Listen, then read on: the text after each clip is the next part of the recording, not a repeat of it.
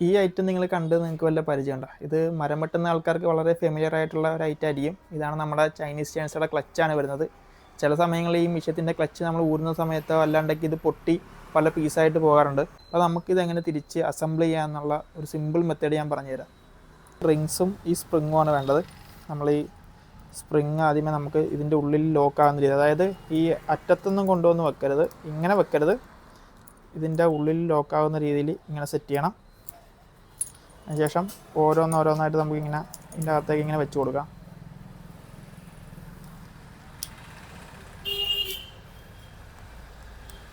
ഇത് ഇങ്ങനെ വെച്ച് കൊടുത്തു. ഇതിങ്ങനെ വെച്ച് നമ്മളിത് ജോയിൻറ്റ് ചെയ്യണം.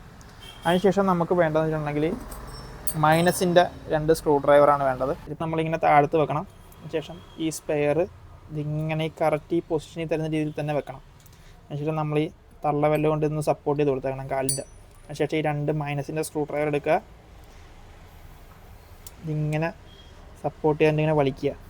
വലിച്ചു കഴിയുമ്പോൾ തന്നെ ഇതിൻ്റെ അകത്തേക്ക് ഈ സംഭവം വീഴും.